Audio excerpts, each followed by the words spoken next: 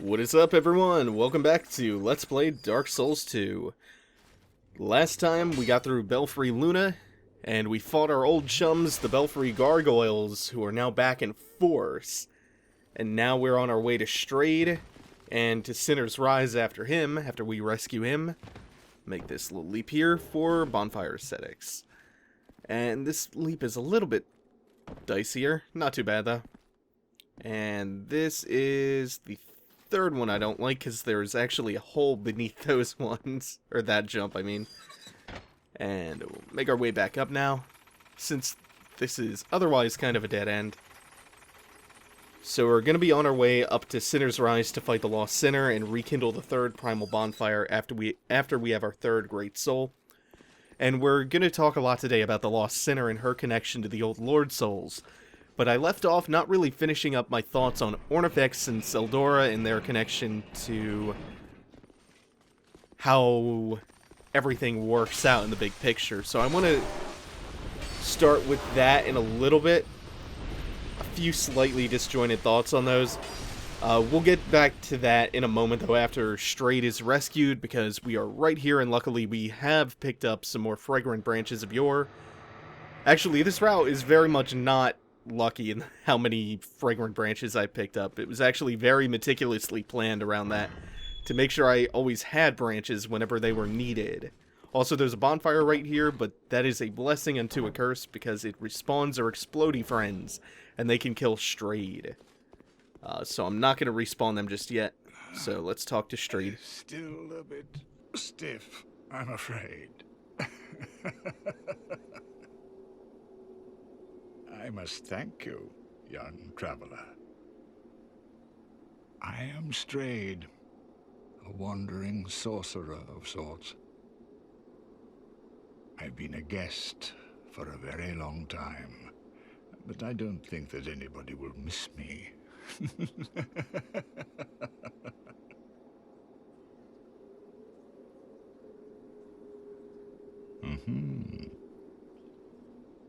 Very good.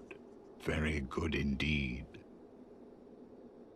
Cursed one, weak you may be, but I, Straid, will teach you my spells. So Straid here is our other boss weapon trader. Straid will trade us sorceries, hexes, pyromancies, weapons, shields, etc. in exchange for the souls of some of the lesser bosses of the game, souls like the Pursuer Soul, the Last Giant. And you can see those references to Vinheim and the Pursuer being potentially an agent of Elka, or at least self-punishing for his own sins. So, how long was I sat petrified? Long enough for the old kingdom to have crumbled, I see. Why didn't anyone wake me sooner?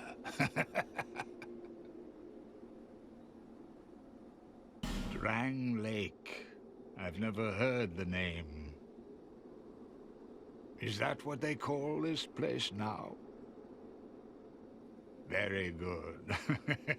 Very good indeed. The cursed ones were imprisoned within this land. Of course, you came of your own free will. The people feared the cursed ones like a plague. Some people would rather keep dreadful things out of sight, out of mind. In the end, they swept them up and corralled them here. So very typical of weak minds, don't you think?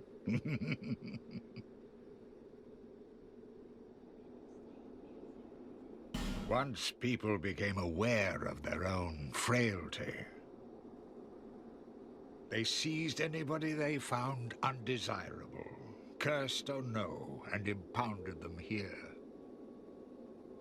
Whoever posed even the slightest threat was removed, all so that they could sleep better at night. They even turned the great Straid into a stone.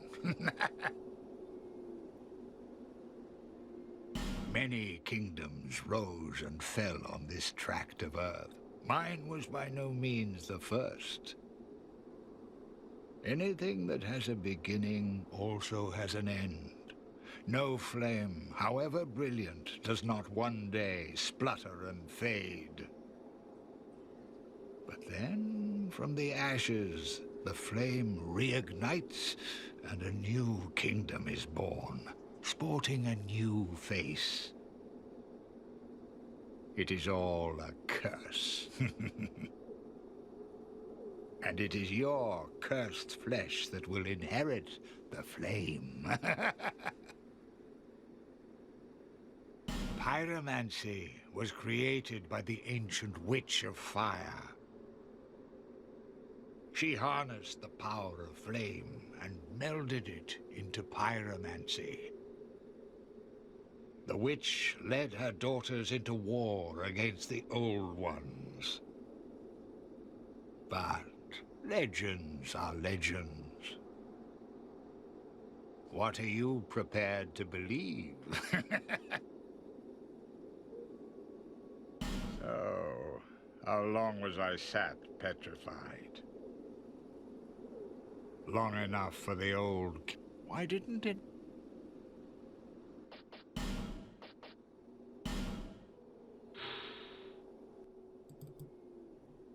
The clerics of the great city of Volgin are perennially entrenched in scandalous power struggles, but among them remain a few strong-willed... Okay, that's not what I was looking for. Yeah, here's the reference to Vinheim in that lingering dragon crest ring, which is the same ring that you find in the old game, which specifically states the name Vinheim. And is anything else here? Affinity, Dark Fog, Dark Hail, Dark Orb. Flameswath mentions that Straid himself is responsible for its creation, along with a couple of these spells. Just want to go through these real quick. Looked at that. If you want to pause the video and check out any of these descriptions in particular, feel free to do so. I'm just kind of skimming through the text real quick, because I don't want to read out each and every one of these.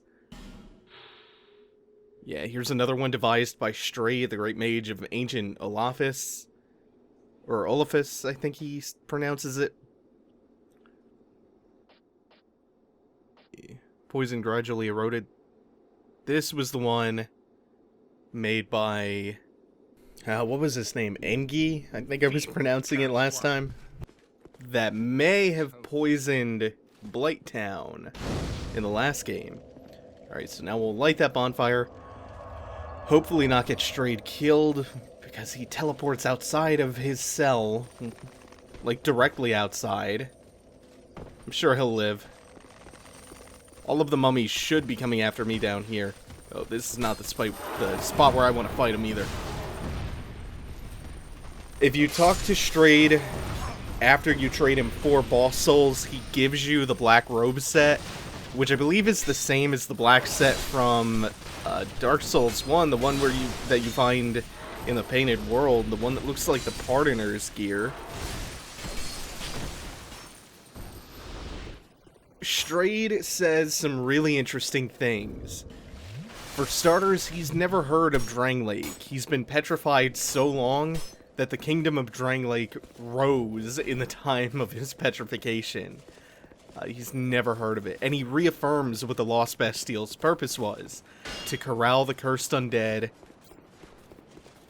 in a prison of Vendrick's design to protect his kingdom from the curse. And he makes a particular note that many kingdoms have risen and fallen in his time. No flame, however brilliant, does not one day fade. But then from the ashes, the flame reignites and a new kingdom is born. It's all a curse.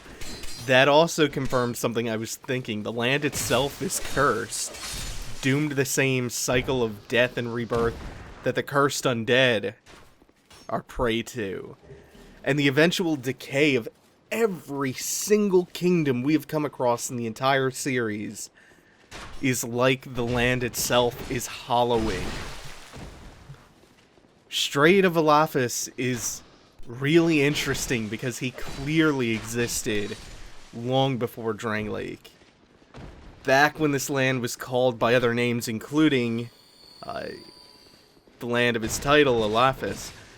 What I've always been curious about with Straid is that a lot of the sorceries in the game, including some that he trades, some that I pointed out, reference their creator as being Straid himself. A lot of these sorceries are mods of or renames of spells from Dark Souls 1. And that's something that I am incredibly curious about. Like, what is the deal with that? Is he actually that old? Did he really invent them long ago, maybe under a different name? Or is he just lying and taking credit for the creation of sorceries whose origins are long lost? Or did the knowledge of those sorceries fade over time, and Straid simply rediscovered some of them and took credit? Or did he just change some elements of those spells slightly enough to create something that's just barely qualified as new? Straid is a character with so much to offer. Between that and what he has to say about the curse and his connections to Vinheim. Also, I mentioned that the respawning exploding mummies can get Straid killed. If that happens, you can take advantage of a cool new feature they added, where NPCs leave tombstones behind when they die. You can summon their ghosts to interact with them like you normally would, so you don't ever permanently lose NPCs in this game. You do have to pay, though, and it can get pretty expensive. Plus, you still, like, even though you can resurrect the NPCs, you are still burdened with sin once you kill an NPC, which has some detrimental impacts, including lowering your maximum HP when hollowed. Normally, you're capped to 50% at least if you die over and over and over and you hollow out over and over again. You can't go lower than 50% HP normally, but if you sin a great deal, you're actually stuck with much less HP than that. Of course, you can go to Cromwell the Pardoner, who we met just after the Prowling Magus fight, to absolve yourself of sins. Just like Oswald of Karim, who was located past the gargoyles in Dark Souls 1.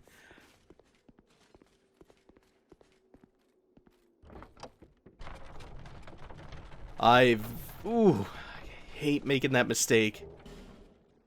You should jump off the elevator as it's going down. That way you don't have to make that risky jump that could land you in the infinite abyss of the water and get you killed. I got lucky, though. I didn't know these things could be backstabbed. There are a lot of things surprising me in this playthrough that I didn't think could be backstabbed. That doesn't make intuitive sense to be able to. Now we'll come over here. There are a couple of more of those beasts. That one didn't give me too much trouble. Have no doubt, though, those things are scary. Those things are not something that I really want to fight too much. They're hard to block. They do a huge amount of damage. And you fight them in, like, thigh-high water, which really dampens your mobility. And I tried to fight one of them, and I think I pulled the other one while backing away. I got double teamed. I'm not going to make that mistake twice. I am, however, going to die again. But this time it's not going to be an accident. I die intentionally here just because it's a pain to clear these guys out. So now that I've kind of death rushed this down and opened the door behind me, I'll just do a quick run back. Okay, so after 2 deaths in a row, luckily that gate stays open. So I don't have to deal with the exploding mummies. I just had to do a quick run back. Now we are reaching the boss of the level, the Lost Sinner. Before we head into the Fog Gate, though, there are a couple of things we can do. Remember last time we fought Vorgol the Sinner, the invading Black Phantom, and in the area where he invaded us, in the area with all of his dogs, we picked up the Bastille Key. So we can use the Bastille Key to open these up. If I had a torch equipped at this point, or if I felt like bothering to light a torch with the Flame Butterfly, you can actually ignite those troughs of oil, and that will light up the boss room, but not a big deal.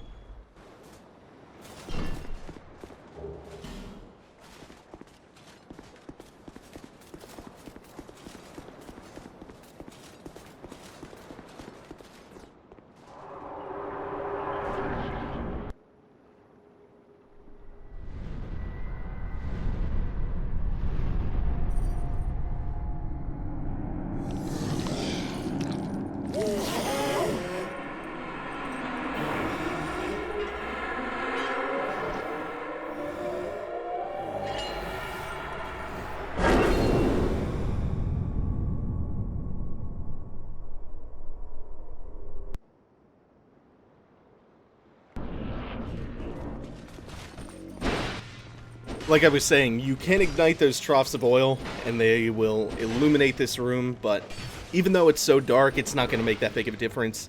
There's enough light to see, and honestly, this boss is not too hard. The Sinner does read your inputs like a motherfucker, and he primarily uses that to dodge the hell out of you. But otherwise, it's an easy fight. There's a lot of movement and dueling swordplay and aggression, though, so it's still kind of a fun fight. But not too challenging, since he's not hard to block. I do have so much to say about her, though. So don't be surprised if my thoughts spill into the next episode. I know I was going to talk about Seath and the old Pale Drake Soul and Seldora and all that stuff in this episode, and then it spilled over a couple, and I still haven't gotten around to talking about that. Sorry. That'll probably be next episode, too. Anyway, couple things to notice right from the intro cinematic. She snuffs out the flames in her room, which, once I explain more about her, the symbolism behind that will become really apparent. And the bug that crawled inside the Sinner's mask, doesn't that look like the bug from Bed of Chaos in the intro? Well, that's no coincidence. My standing theory is that Vendrick stole the Lord Souls from the Lord Vessel and gave them to four of his most trusted allies. The Lord Souls held imprints of the desires and memories of their original owners, and that compelled the new owners to take on traits and behave like the previous ones. Duke Seldora is very similar to Seath. The Rotten resembles Nito, even uses a couple of his attacks. And the Lost Sinner, from whom you can get the old Witch's Soul on New Game Plus, or by burning a bonfire ascetic, that's the soul of the Witch of Izalith, who attempted to copy the first flame with a soul, and instead warped into the Bed of Chaos, the source of all demons. She committed a great sin. The Lost Sinner is not the Witch of Izalith, but the bug is here, and her sin is explicitly stated in her soul description, and by Shalquar later on in the game. Her sin was that she tried to relight the first flame. And that tells us something interesting right off the bat, in and of itself. At some point, we don't know when, the first flame went out. The first flame faded and the Age of Fire ended, and she tried to reignite the flame. And as much as I'd love to talk more about that, the fight's drawn to a close pretty rapidly, so I'll leave further speculation for next time and just say a few more things about the fight itself and what you get for beating her. The fight is probably going to be a lot harder if you forget that keeping your shield up slows down how quickly you recover stamina. So you just have to time lowering your shield so you can recover enough stamina for the next round of attacks. Other than that, it's pretty easy, just block and counterattack. On New Game Plus, she has 2 Black Phantom Pyromancers with her, which makes this fight hellish. The Lost Sinner's gear becomes available at the armorer in Majula after the boss is dead, and I think we get either Sublime Bone Dust or another Fragrant Branch here. I'm leaning towards Fragrant Branch. Yeah. You get her armor after the boss is dead. The Penal Mask, in particular, is a lot like the Mask of the Father from Dark Souls 1, and it increases your equipment load, so I might pick that up off-screen between this episode and the next. Also, her weapon, the one you can get from Ornifex for trading her soul, it's kind of an interesting weapon in that you lose attack power on the weapon for every sin you've committed, like killing NPCs. That's going to do it for now. In the next episode, there are going to be a few bosses standing between us and the Iron Keep, which is house to the final Great Soul in the final Primal Bonfire. So we'll start on the path next time.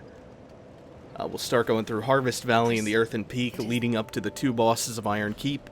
Sorry I didn't talk about Ornifex and Seath again this time. I promise I will next time, and I'll also speculate about the lore on Lost Sinner and the Witch of Izalith more next time. I have a lot to say about both of them. Until then, thanks for watching, everyone. Take it easy. Have a good one.